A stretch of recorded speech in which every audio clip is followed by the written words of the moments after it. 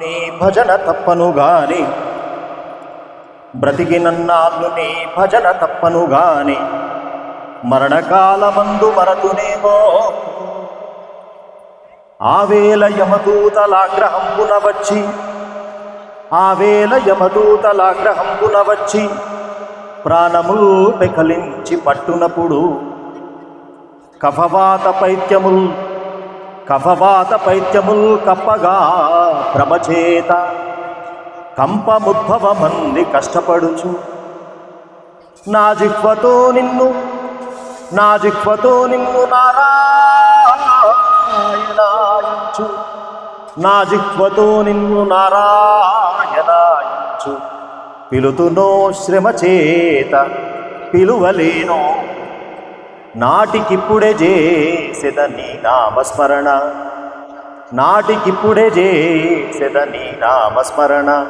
చేరి వినవయ్య ధైర్యముగను భూషణ వికాస శ్రీధర్మపుర నివాస దుష్ట సంహార నరసింహ దురిత దూర భూషణ వికాస శ్రీధర్మపుర నివాస దుష్ట సంహార నరసింహ దురిత దూర.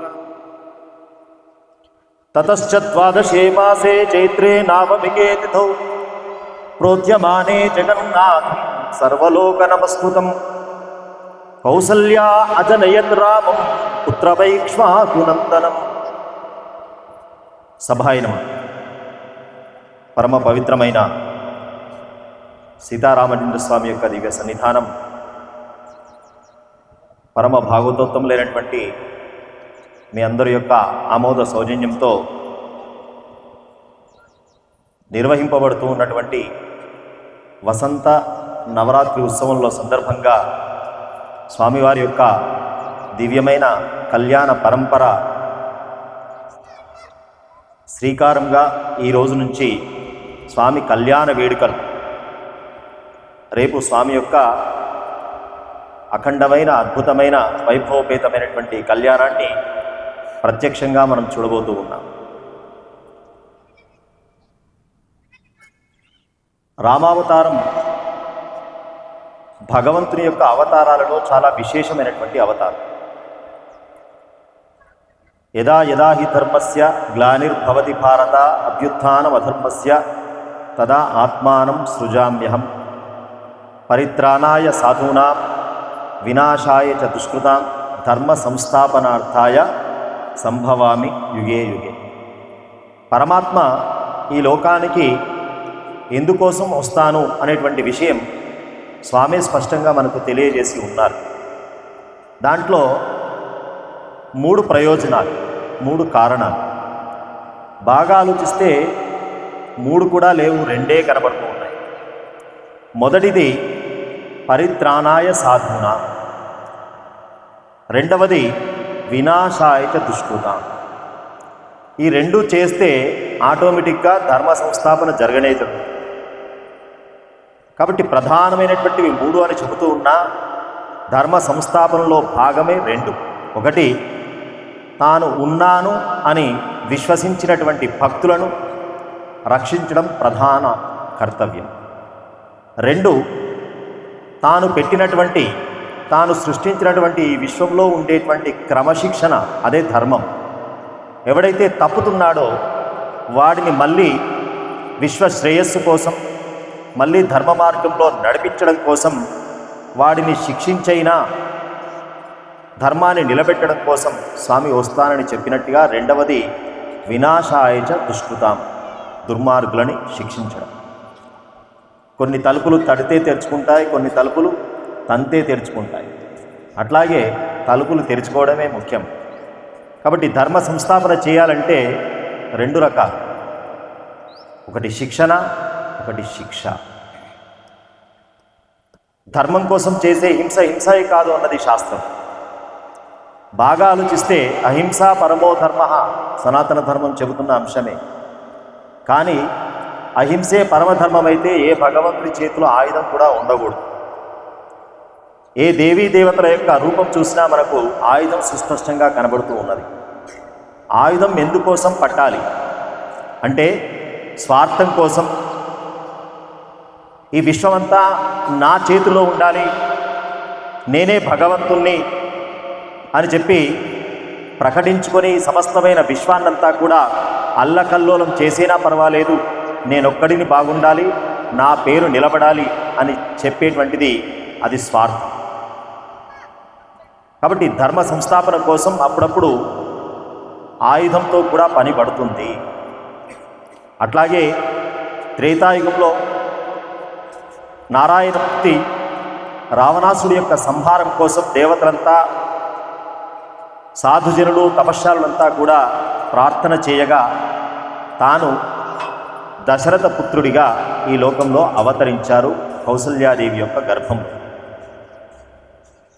అన్ని అవతారాల్లో రామావతారం ఎందుకు విశేషమైనది, విశిష్టమైనదంటే చాలామంది ఒక ప్రశ్న చేస్తారు, ఆయన భగవంతుడండి, మనలాగా వస్తే, మనలాగా జన్మ వస్తే, మనలాగా కష్టం వస్తే అప్పుడు తెలిసేది, ఆయన భగవంతుడు కాబట్టి ఆయనకు చాలా శక్తులు ఉన్నాయి, అనేకమైన మహిమలు ఉన్నాయి, కాబట్టి ఏ కష్టం ఆయన దగ్గరికి రాదు, వచ్చినా తీర్చుకోగల సామర్థ్యం ఆయనకున్నది, కాబట్టి భగవంతునికి ఏం తెలుసండి మానవుడి కష్టాలు అని మనబోటి మేధావులు మాట్లాడతారనే ఉద్దేశంగానే మిగతా అవతారాలన్నీ కూడా స్వామి యొక్క అద్భుతమైన అఖండమైన మహిమలు చూపెడుతూ ఉన్నా కేవలం రామావతారం మానవుడిగా వచ్చి మానవుడిగానే కష్టపడి మానవుడిగానే చరిత్ర సుసంపన్నం చేసుకున్న అవతారం రామావతారం. మిగతా అవతారాల్లో సనాతన ధర్మం, హిందూ ధర్మం, ఇది హిందూ సంబంధించిన దేవుళ్ళు అని చెప్పినా రాముడి దగ్గరికి వచ్చేసరికి ఆయనకు మతం లేదు. సమస్తమైనటువంటి విశ్వానికి ఆరాధ్య దైవం రాముడు. ఆయన సనాతన ధర్మానికి మాత్రమే సంబంధించిన వాడు కాదు. మానవుడే పుట్టిన ప్రతి వాడికి ఆదర్శ జీవన చరిత్ర చూపించినటువంటి దివ్యమైనటువంటి ఒక మహాపురుషుడు రాముడు, మర్యాద పురుషోత్తముడు.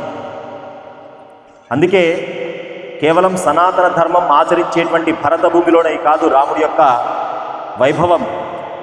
ఈ విశ్వంలో అనేక దేశాలలో, మన ధర్మం కూడా ఉనికి లేనటువంటి దేశాల్లో కూడా రామాయణం వినబడుతోంది, రామ కథ చెప్పబడుతోంది. కానీ దురదృష్టం, ఏ దేశంలోనైతే రాముడు పుట్టినాడో అదే భూమిలో రాముడి గురించి రాముడు ఇక్కడ పుట్టినాడని చెప్పి దాఖలాలు చూపించి కొట్లాడాల్సిన అవసరం ఏర్పడ్డది. రాముడు సమస్తమైనటువంటి మానవాళికి ఆదర్శ పురుషుడు. భారతదేశం జగద్గురు స్థానం. ఈ దేశం లోకానికంతటికీ కూడా ఒక ఆదర్శనీయమైనటువంటి స్థానం అని చెప్పి పెద్దలంతా చెబుతూ ఉంటారు. దేంట్లో మన దేశం గొప్పతనం? బిల్డింగులో చూడాలంటే మనకంటే గొప్పగా కట్టినటువంటి కట్టడాలు ఉన్నాయి ప్రపంచంలో మిగతా దేశాల్లో. కరెన్సీలో చూడాలంటే మనమే ఇంకా చాలా తక్కువ, $1కి 90 రూపాయల్లో ఉన్నాం. మరి దేంట్లో మన దేశం గొప్పతనం, జగద్గురు స్థానం అని పెద్దలు చెప్పినారు. మన దేశం భౌతికతను నమ్ముకోలేదు, మన దేశం ఆధ్యాత్మిక పునాదులపైన నిర్మాణం చేయబడ్డది. మన దేశం సంస్కృతి సంప్రదాయాలపైన నిలబడ్డది. సంస్కృతి సంప్రదాయాలకి మూలం కుటుంబ వ్యవస్థ. ఒక కుటుంబం బాగుంటే, ఒక కుటుంబం సౌమనస్యంగా ఉంటే గ్రామం సౌమనస్యంగా ఉంటుంది. ఒక గ్రామం చక్కగా ఉంటే రాష్ట్రం చక్కగా ఉంటుంది.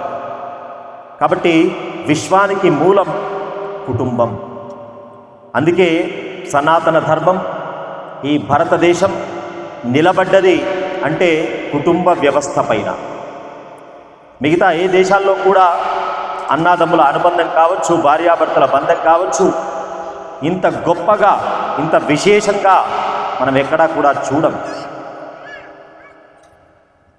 అలాంటి కుటుంబ వ్యవస్థ ఎట్లా ఉంటుందో భారత సనాతన ధర్మంలో కుటుంబ వ్యవస్థ అంటే ఒక చిన్న ఉదాహరణ చూపండి. ఒక కుటుంబం ఒక్క కుటుంబం మాకు చూపండి అని ఎవరైనా మనని ప్రశ్న చేస్తే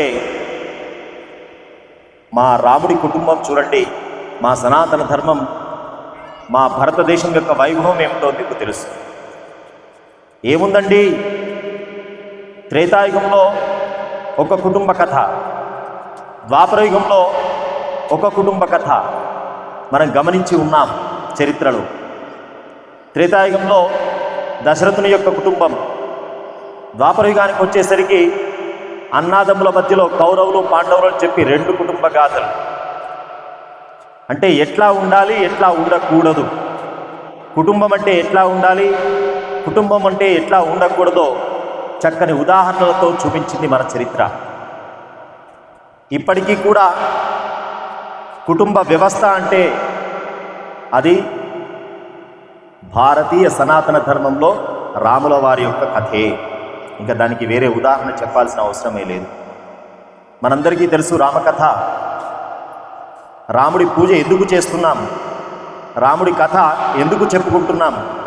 తచ్చరిత్రం చరిత్రాయ. ఆయన చరిత్ర చెప్పుకుంటే మనకేమిటండి లాభం అన్నారు. నీ చరిత్ర బాగు చేసుకోవడం కోసం ఆయన చరిత్ర చెప్పుకుంటూ, నీ కుటుంబం బాగు చేసుకోవడం కోసం స్వామి యొక్క కుటుంబ కథ చెప్పుకుంటూ ఉన్నావు. నీకు నీ జీవితంలో శుభాల పరంపర కొనసాగాలనే ఉద్దేశంగా స్వామికి మనం కళ్యాణ వైభవాన్ని నిర్వహిస్తూ ఉన్నాం. తండ్రి పిలిచాడు, అబ్బాయి రేపు నీకు పట్టాభిషేకం చేయబోతూ ఉన్నాను. ఈరోజు సాయంకాలం పూట ఒక పట్టాభిషిక్తుడయ్యే వ్యక్తికి ఏమేమి సంస్కారాలు, ఏమేమి పూజలు ఉంటాయో ఆ పూజలన్నీ చక్కగా ఉపవాసంతో భార్యాభర్తలు ఇద్దరు చేయండి అయ్యా అని చెప్పి మధ్యాహ్నం పూట దశరథ చక్రవర్తి తన పుత్రుడైనటువంటి రాముణ్ణి పిలిచి చెప్పినాడు, రేపే నీకు పట్టాభిషేకం. అలాగే తండ్రి అన్నాడు. సాయంకాలం పూట గురువైనటువంటి వశిష్ఠ వారు చెప్పినట్టుగా చక్కగా పూజా కార్యక్రమాలు నిర్వహిస్తూ ఉన్నారు. రాత్రికి రాత్రి కథ మారిపోయింది. మనందరికీ తెలుసు, కైకమ్మ యొక్క బోధ వల్ల మందర యొక్క ఆలోచన విధానం మారిపోయింది.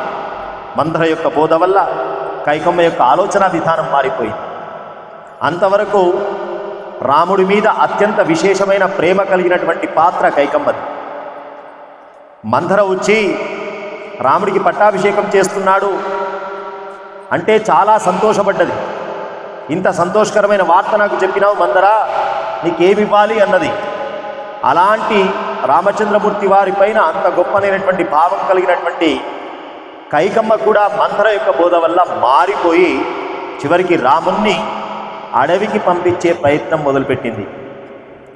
అంటే చూడండి, కుటుంబాల్లో కలహాలు రావడానికి ప్రధానమైనటువంటిది చెప్పుడు మాటలు.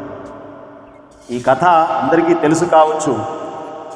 రామకథ తెలుసుకోవడం కాదు, రామకథ ద్వారా మన కుటుంబాల్ని సంస్కరింపజేసుకోవడమే రామాయణం యొక్క ముఖ్య ఉద్దేశం.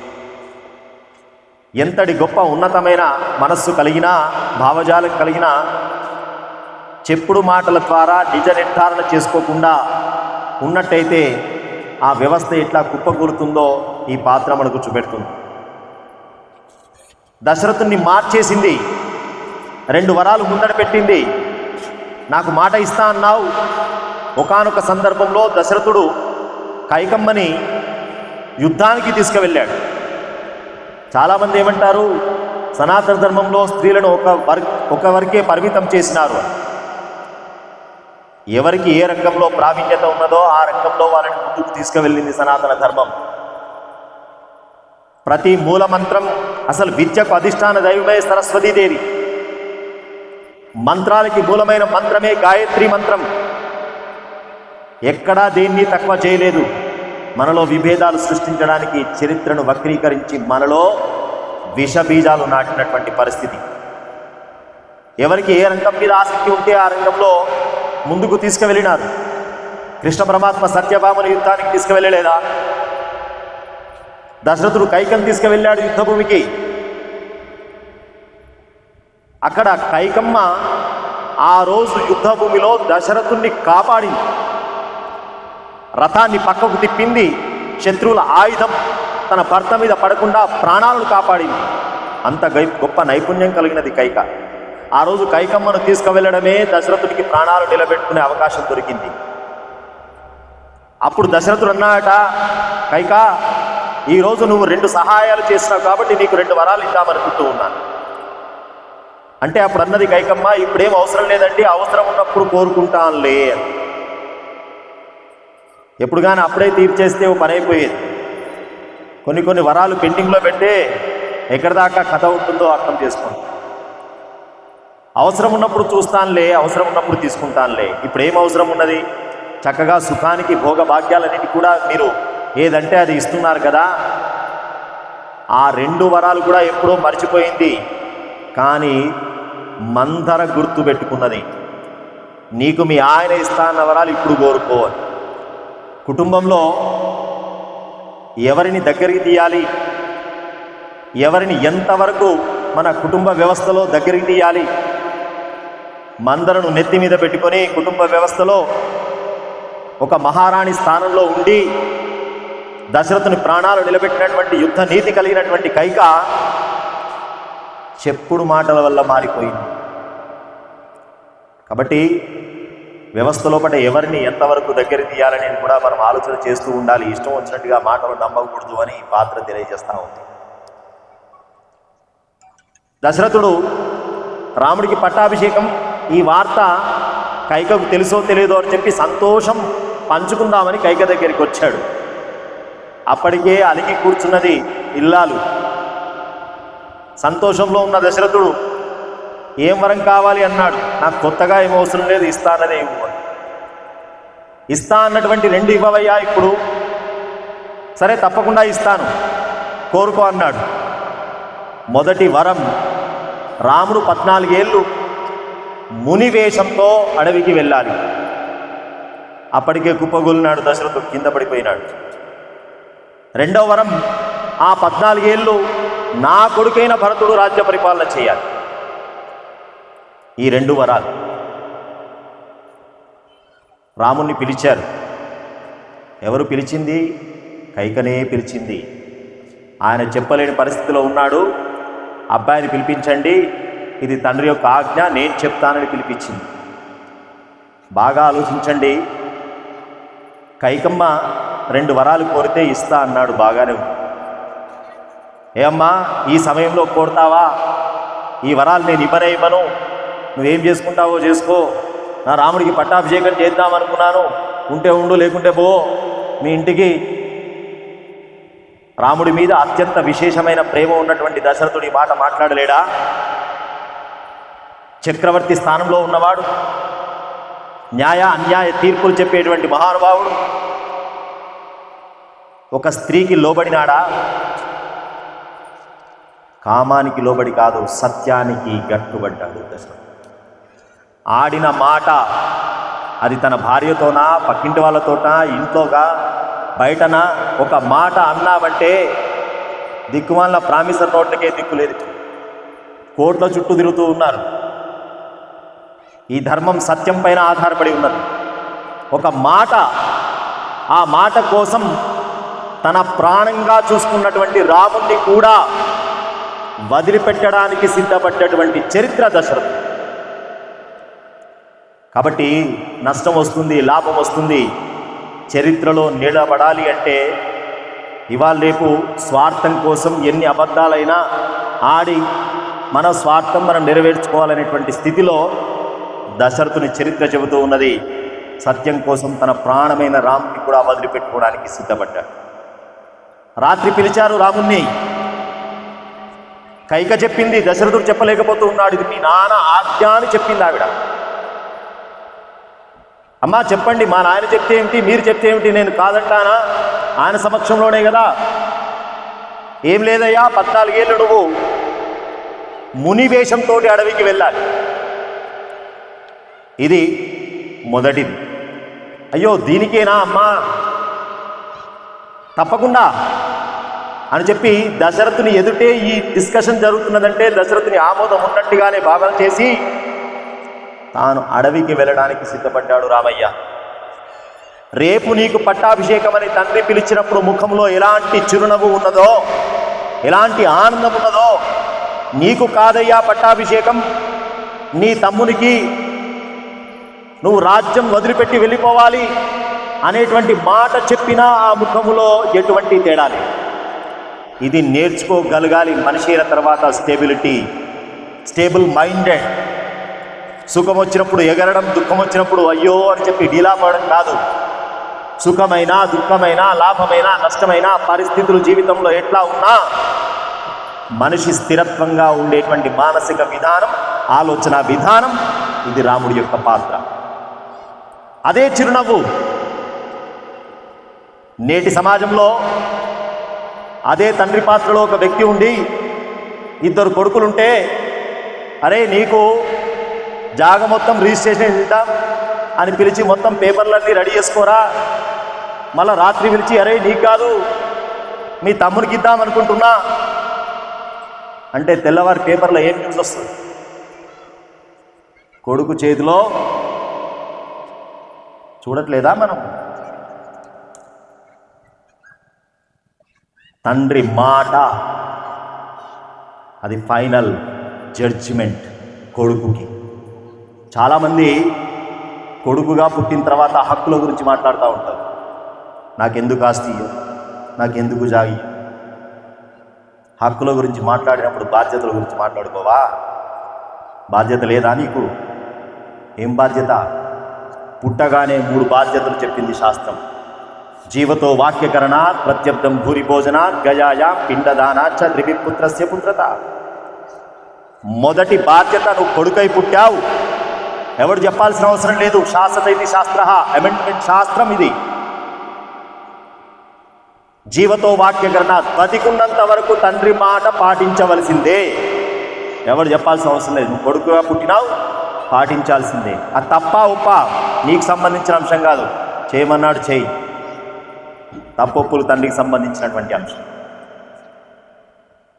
తండ్రి బతికున్నంత వరకు కాదు. రాముడు అడవికి పోయిన తర్వాత భరతుడు వెళ్ళాడు రాముడి దగ్గరికి. అన్నా, తండ్రి మాట అనుకొని నువ్వు అడవికి వచ్చినావు, ఇప్పుడు తండ్రి లేడు కదా, నాయనే లేడు, ఇప్పుడు ఇంకా నాయన మాట ఎక్కడిది? రా అయోధ్యకి, పట్టాభిషేకం నీకే. ఒక గుర్రం మోసే బాధ్యత గాడిద మోస్తుంది అనుకుంటున్నావా? నాది అవుతాయా, నాకు వద్దయా రాజ్యం అని ఏడ్చాడు కాళ్ళ మీద పడి. ఎంత పెద్ద మాట అన్నాడు తెలిసిన? నాయన లేడు కదా, నాయన మాట సరే, నువ్వు నాయన మాట అన్నావు, ధర్మం అన్నావు. అసలు నాయనే లేనప్పుడు ధర్మం ఎక్కడ? అసలు చూడండి, ఒక పదవి కోసం, సింహాసనం కోసం ఎన్ని తాపత్రయపడుతూ ఉంటాం. చరిత్రలో ఉంది, తండ్రిని కూడా జైల్లో పడేసి సింహాసనం ఎక్కినటువంటి చరిత్రలు ఉన్నాయి. కంసుడు లేడా? సింహాసనాన్ని ధర్మం కోసం వదిలిపెట్టినటువంటి చరిత్ర రాముడి చరిత్ర. రాజ్యం నీదేనయ్యా అని కాళ్ళ మీద పడి తీసుకోవయ్యా అంటే కూడా తండ్రి మాటే నాకు శాసనం అని చెప్పి 14 ఏళ్ళు ఏ మాట అయితే చెప్పినాడో తండ్రి, అదే మాట నాకు శాసనం అని సింపుల్గా. అసలు ఎవరున్నారండి అడ్డుకునేవాడెవడు సింహాసనంలో? అసలు భరతుని కోసం కైక ఇంత కోరితే భరతుడే వచ్చి నీకు రాజ్యం అయ్యా అంటే అసలు అడిగేవాడేవాడు? క్వశ్చన్ చేసేవాడేవాడు? నిన్ను కూర్చుంటా అంటే అడ్డుపడేవాడేవాడు? అయినా మాట, తండ్రి మాట. భరతుడు మాట్లాడాడు కదా, అసలు తండ్రి లేడు కదా అన్నాడు. పిచ్చివాడా, తండ్రి లేకపోవడం కాదు, జీవతో వాక్యకరణ కంటే బతికున్నంత వరకు తండ్రి అంటే అర్థం ఏమిటో తెలుసునా? తండ్రి బతికున్నంత వరకు కాదు, నేను బతికున్నంత వరకు నా తండ్రి మాట నేను పాటించాను. మా నాయన బతుకున్నప్పుడు ఏ మాట అయితే నాకు చెప్పినాడో అదే మాట నాకు శాసనం. ఆయన ఉన్నాడా లేడా కాదు, నేను బతుకున్నాను కదా, ఆయన మాటే నాకు శాసనం. కాబట్టి 14 ఏళ్ళు నేను అడవిలోనే ఉంటానని చెప్పాడు రామచంద్రమూర్తి గారు.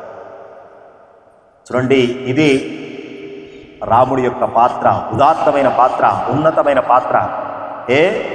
రాముడికి ధర్మం తెలియదా? మాట్లాడే శక్తి లేదా? ఏమమ్మా, నాకు రాజ్యం అన్నాడు, రాత్రికి రాత్రే తమ్మునికి ఎట్లా ఇస్తాడు? పంచాయతీ పెడదాం, నలుగురిలో పెద్ద మనిషి పెడదాం. ఇంకో మాట, అసలు నన్ను అడవికే వెళ్ళమంటున్నారు, అసలు రాజ్యంలో ఉండాలంటున్నారు, ఊర్లోనే ఉండాలంటున్నారు. నేనేం తప్పు చేసినా? మాట్లాడలేడా రాముడు? ఇంత డిగ్రీలు ఇవ్వగానే మనం ఇంత గొప్పగా మాట్లాడుతున్నామే, అన్ని శాస్త్రాలు చదివినటువంటి మహానుభావం మాట్లాడలేడా?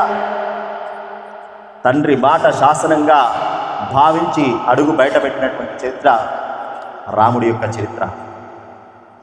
చూడండి, సింహాసనం నీదయ్యా అని చెప్పి భరతునికి ఒప్పచెప్తే కుటుంబంలో ఒక పెద్దగా ఉన్నటువంటి అన్నకు ఎంత గౌరవం ఇవ్వాలో, అన్న అంటే జ్యేష్ఠభ్రాత పితృసమహ, తండ్రితో సమానుడు. నాకు అన్న ఒకటి దశరథుడు ఒకటి కాదు అని చెప్పి అన్న కాళ్ళ దగ్గరికి పోయి అన్నా నీదే రాజ్యం అని చెప్పి బతిమిలాడి ఏడ్చినటువంటి చరిత్ర భరతుని చరిత్ర. రాముడు రానంటే 14 ఏళ్ళు నేను కాదు కూర్చునేది, నీ చెప్పులు ఇవ్వవయ్యా అని చెప్పి చెప్పులు మోసుకొని నెత్తి మీద పెట్టుకొని సింహాసనంలో 14 ఏళ్ళు అయోధ్యను పరిపాలించింది రాముడి యొక్క చెప్పులు, రాముడి యొక్క పాదరక్షలు.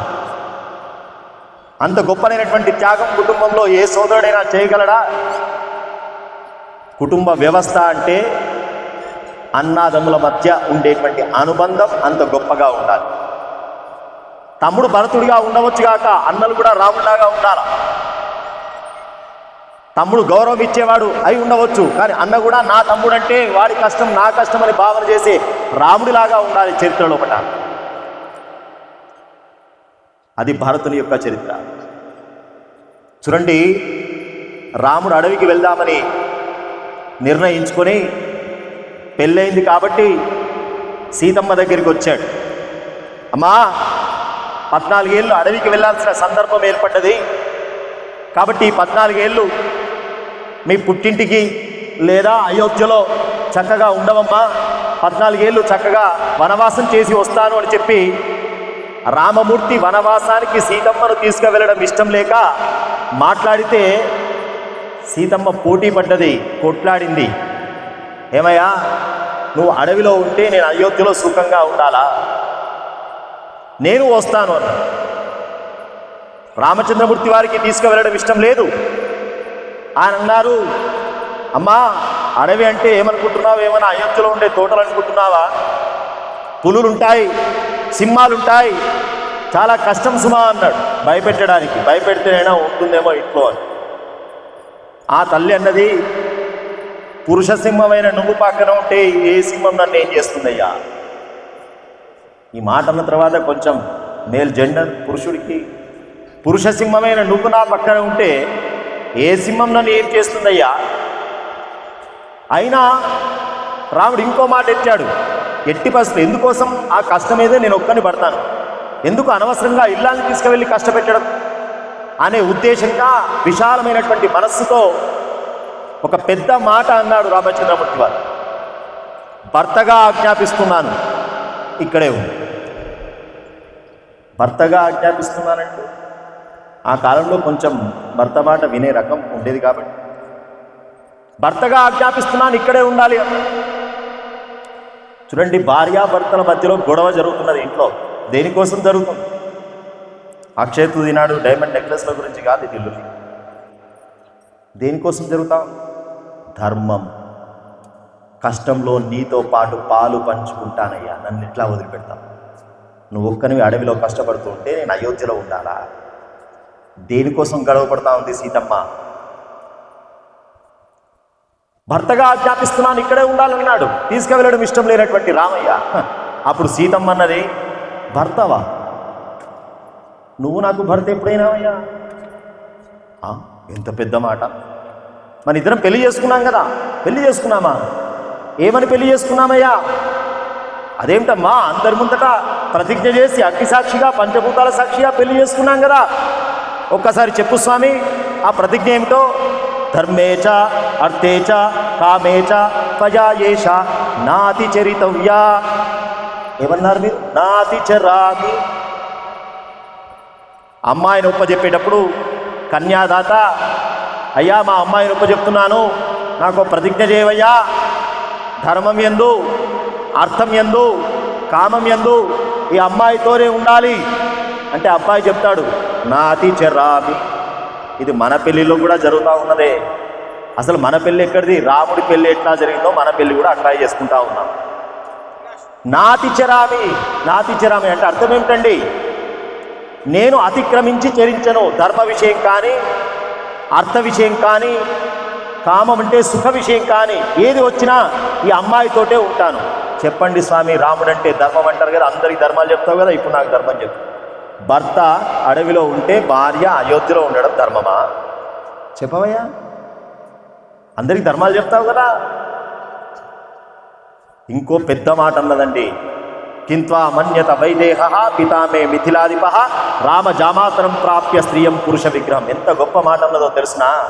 మా నాయనకు తెలియదయ్యా, అసలు పెళ్ళి కాకముందు స్త్రీయం పురుష విగ్రహం, స్త్రీ వేషంలో ఉన్నటువంటి పురుషుడని తెలియక నన్ను మీకు ఇచ్చి పెళ్లి చేసినారయ్యా. బయటికి పురుషుల్లాగా ఉన్నటువంటి స్త్రీ అనే విషయం తెలియక నిన్ను నాకు ఇచ్చి పెళ్లి చేసినాడయ్యా. ఎంత పెద్ద మాట అన్నదండి. ఎందుకోసం అన్నది మాట? నీతో పాటు కష్టాన్ని పంచుకుంటానయ్యా అని. ఇది కదా ఉత్తమమైనటువంటి దాంపత్యం. ఈరోజు సనాతన ధర్మంలో 4 అక్షరాల పదమే లేదు మనకి. ఎంత కష్టం వచ్చినా విడాకులనే పదమే లేదు. ఎంత కష్టం వచ్చినా కలిసి పంచుకోవడమే ఉన్నది సనాతన ధర్మం నేర్పింది మనకి. జీవితంలో కష్టం వస్తుంది, సుఖం వస్తుంది, కానీ కలిసి పంచుకొని వెళ్దాం. అడవికి పోయిన తర్వాత సీతమ్మ ఎంత పెద్ద మాట మాట్లాడిందో తెలుసునా? ఎంత గొప్పగా కాపురం చేసిందో తెలుసునా? అడవికి వెళ్ళిన తర్వాత, ఓ సీత, ఈరోజు ఈ పండే దొరికిందమ్మా, ఈ మామిడి పండే దొరికిందమ్మా అంటే, సంతుష్ట ఫలమూలేన భర్తృ శుశ్రూషణా పరా యా పరాం భజతే ప్రీతిం వనేపి భవనేయత. నాకు చాలా ఆనందంగా ఉంది స్వామి ఈరోజు.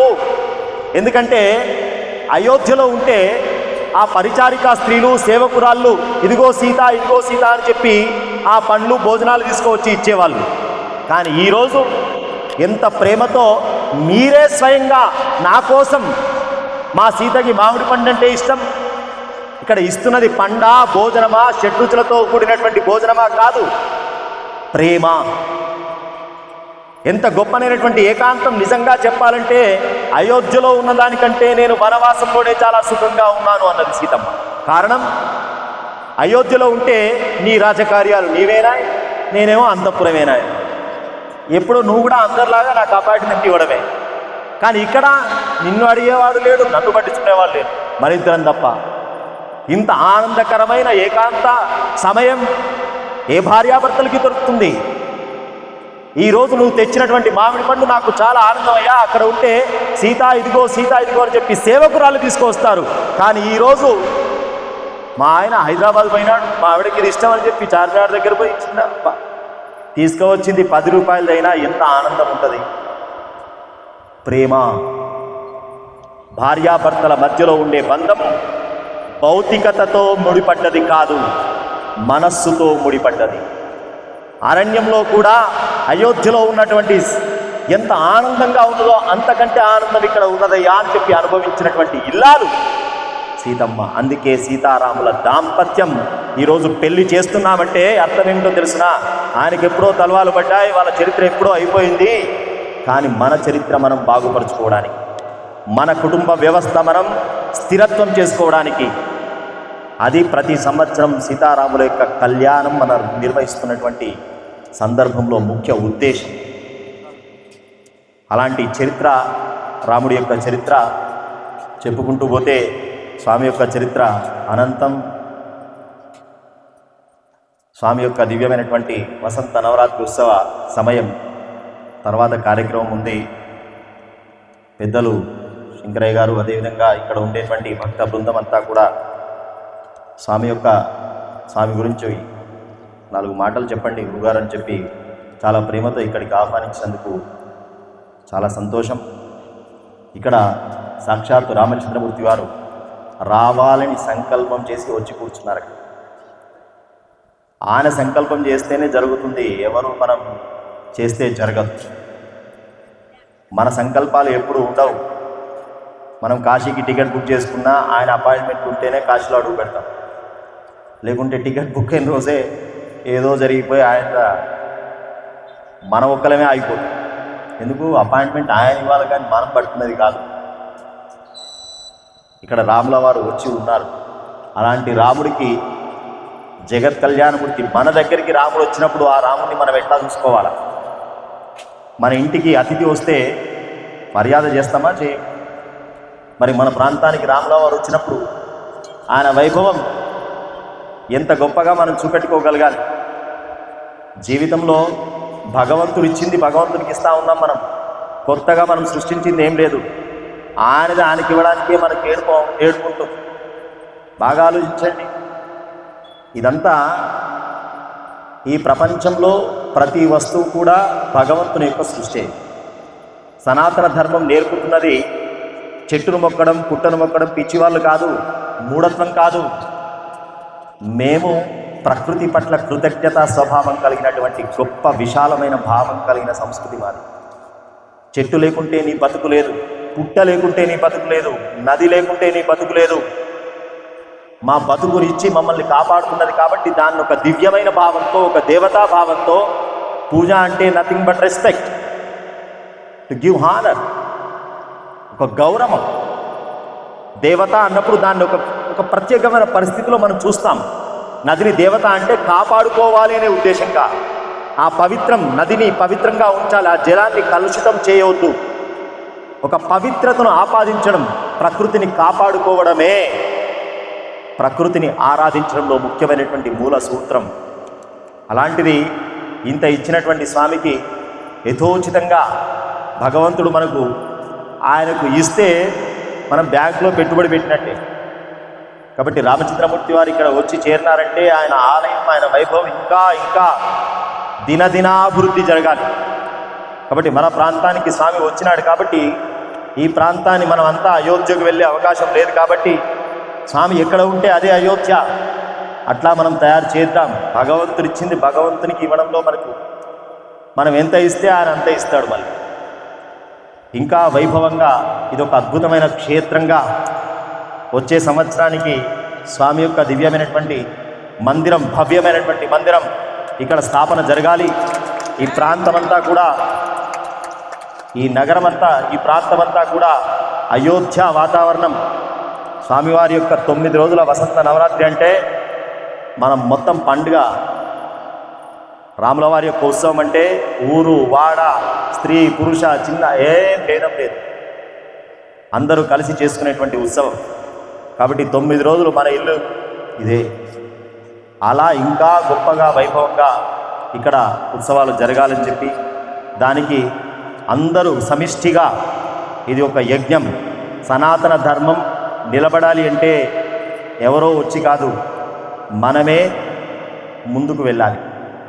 ఇప్పుడు ఉన్నటువంటి పరిస్థితుల్లో ప్రతి ఒక్కరూ రాముడిలాగా, ప్రతి ఒక్కరూ వివేకానందుడిలాగా తయారై ముందుకు వెళ్తే తప్ప మన ధర్మాన్ని మనం నిలబెట్టుకోలేని పరిస్థితులు రాబోతూ ఉన్నాయి. కాబట్టి సమాజంలో జరుగుతున్న పరిస్థితులను అర్థం చేసుకోండి. అలాగే మనం ఆస్తుల్ని ఇవ్వడం కాదు, నిజంగా మనం ఇవ్వగలిగింది అంటే మన ధర్మాన్ని మనం వారసత్వంగా ఇవ్వడమే నిజంగా మనం ఇవ్వడం. తల్లిదండ్రులుగా ఏమి ఇవ్వకున్నా పర్వాలేదు, ఇవాళ రేపు పిల్లలు బ్రహ్మాండంగా చదువుతూ ఉన్నారు, వాళ్ళకి ఎవరి మీద డిపెండెన్సీ లేదు, వాళ్ళంతా వాళ్ళు సంపాదించుకునేటువంటి ఆత్మస్థైర్యం వాళ్ళలో కనబడతా ఉంది, మేధాశక్తి గొప్పగా వాళ్ళు పెంపొందించుకుంటా ఉన్నారు. కాబట్టి వాళ్లకు మనం ఇవ్వాల్సింది మన ధర్మం వారసత్వంగా ఇవ్వాలి, ఈ సనాతన ధర్మం వారసత్వంగా ఇవ్వాలి. కాబట్టి ఇంకా ఈ క్షేత్రాన్ని అద్భుతంగా తీర్చిదిద్దాలని చెప్పి, అలాంటి శక్తి మనందరికీ భగవంతుడు ఇచ్చుగాక అని చెప్పి ఆకాంక్షిస్తూ, అవకాశం ఇచ్చినటువంటి పెద్దలందరికీ ధన్యవాదాలు తెలియజేస్తూ, స్వస్తి ప్రజాభ్యః పరిపాలయంతాం. సీతారామచంద్ర భగవానికి, పవనసుత హనుమానికి, భారత్ మాతాకి.